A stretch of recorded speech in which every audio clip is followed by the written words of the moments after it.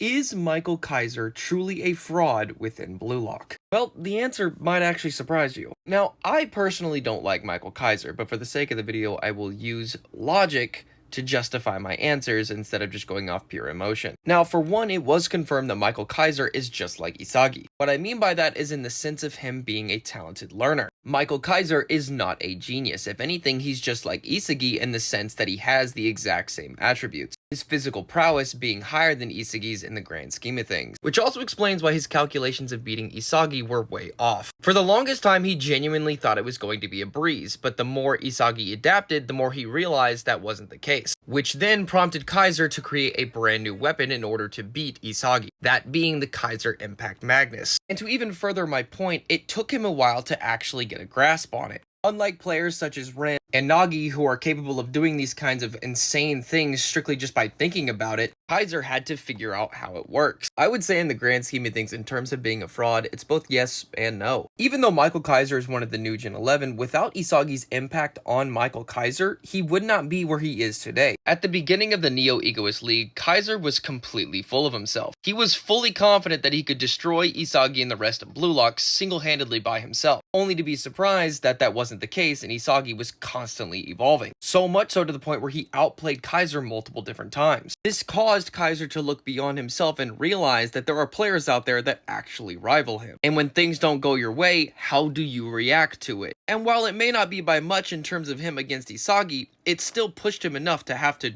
try out a new skill in order to beat him. So much so to the point where we had to have a backstory in order for him to actually use his new move correctly and for him to score. So in the grand scheme of things, based off of narrative of Blue Lock, I wouldn't say he's a fraud. But that still doesn't mean I don't hate him. Isagi better just because I said so, and that's all that really matters. So, yeah.